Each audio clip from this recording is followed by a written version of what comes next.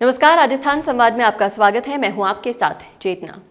राजस्थान में गुर्जर जितनी हुंकार भर रहे थे, उतना यहाँ की राजनीति पर असर नहीं छोड़ पाए।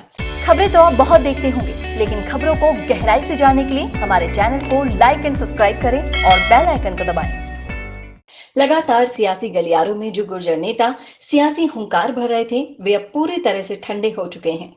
लोकसभा चुनाव में गुर्जर समाज यही सोच रहा था कि उनके समाज का दोनों ही पार्टियां ख्याल रखेगी, पर गुर्जर टकटकी लगाए बैठे ही रह गए और दूसरी जातियां टिकट लेकर भाग निकली। गुर्जरों के सरदार कर्नल किरोड़ सिंह बैंसला ने तो चुनावी मोड़ पर आने के लिए ही अपनी गाड़ी को ट्रैक की तरफ भी मोड़ दिया था, लेकिन इसके बावजूद उनकी ट्रेन सियासी ट्रैक तक नहीं पहुंच पाई। सियासी चाल खेलते हुए कर्नल किरोड़ सिंह बैंसला ने 9 दिन तक गुर्जर आंदोलन भी किया, लेकिन पार्टियां उनकी चाल को बखूबी जान चुकी थी। हालांकि बीजेपी ने सुखबीर सिंह को टोंक सवाई माधोपुर से एक बार फिर से टिकट दिया है, लेकिन कांग्रेस ने गुर्जर समाज के किसी भी नेता को चुनावी समर में नहीं उतारा। जब टिकटों के बंटवारे की बात चली तो कर्नल किरोड़ सिंह बैंसला, उनके बेटे विजय बैंसला और उनके बेटी में से किसी एक को चुनाव लड़वाने की चर्चाएं भी तेज हो गई थी।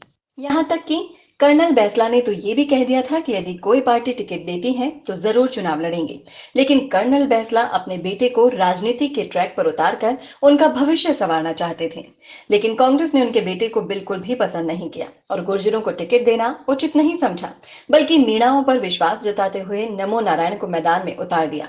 अब राजनीति के अखाड़े में दोनों पार्टियां तो मैदान में होगी ही, इसके साथ साथ गुर्जर और मीणा जातियां भी एक दूसरे से कड़ी टक्कर करेंगी। अगर आप डिजिटल मीडिया एक्सपर्ट बन जाते हैं तो जॉब्स के कई रास्ते खुलेंगे ही, बल्कि अगर आप जॉब ना करना चाहें तो कम इन्वेस्टमेंट में आप अपने बिजनेस को भी शुरू कर सकते हैं। ज्यादा जानकारी के लिए कॉल कीजिए। राजनीति में टक्कर जब जब जातियों की हुई है, तब तब जातियों का आपसी टकराव सिमटता हुआ दिखाई दिया है।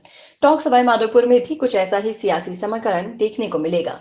गुर्जर और मीणा दोनों ही समाज में आपस में टकराव है, लेकिन चुनाव में दोनों ही जातियां गुटबाजी खत्म करते हुए एक दूसरे को टक्कर देने की पूरी कोशिश करेंगे। इसलिए जातियों के सियासी समीकरण को देखते हुए टोंक सवाई माधोपुर में बड़ा ही दिलचस्प मुकाबला देखा जाएगा। ये पहली बार नहीं है जब मीणा और गुर्जरों के बीच सियासी मुकाबला हो रहा है, बल्कि इससे पहले कई बार ऐसी ही सियासी लड़ाई देखने को मिली है। 2009 में नमो नारायण मीणा टोंक सवाई माधोपुर लोकसभा सीट से महज 317 मतों से कर्नल बैंसला को हराकर सांसद बने थे। मनमोहन सरकार के दूसरे कार्यकाल में वो वित्त राज्य मंत्री बने थे। 2014 के चुनाव में उनको टोंक सवाई माधोपुर लोकसभा सीट से कांग्रेस ने टिकट ही नहीं दिया। उनको सुरक्षित दौसा सीट से चुनावी मैदान में कांग्रेस ने उतारा और भाजपा ने इस चुनाव में उनके छोटे भाई हरीश मीणा को टिकट दिया था। इस चुनाव में हरीश मीणा विजयी रहे। बाद में हरीश मीणा ने भाजपा छोड़ कांग्रेस में शामिल हो गए। पुरानी हार के सिलसिले तोड़ते हुए मौजूदा सांसद सुखबीर सिंह ने जीत दर्ज की। सुखबीर सिंह हरियाणा से विधायक हैं और गुर्जर समाज से आते हैं। ऐसे में सुखबीर सिंह पर बीजेपी ने एक बार फिर से विश्वास जताते हुए टोंक सवाई माधोपुर से टिकट दिया है। ऐसे में इस बार भी मीणा और गुर्जरों के बीच सियासी लड़ाई देखी जाएगी। क्या बेरोजगारी आपकी सबसे बड़ी परेशानी है? और क्या आपको भी बहुत पढ़ने के बाद कोई जॉब नहीं मिल पा रहा? पैसे कमाना चाहते तो हैं, लेकिन कोई रास्ता समझ ही नहीं आ रहा। अगर ये समस्याएं आपकी हैं, तो इसका समाधान हमारे पास है।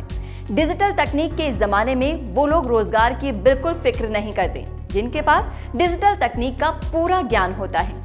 इस ज्ञान को पाने के लिए आपको सीखनी होगी डिजिटल मीडिया, जिसको केवल 3 महीने सीखने के बाद ही आपके पास नौकरी और व्यवसाय करने के हजारों विकल्प खुल जाएंगे।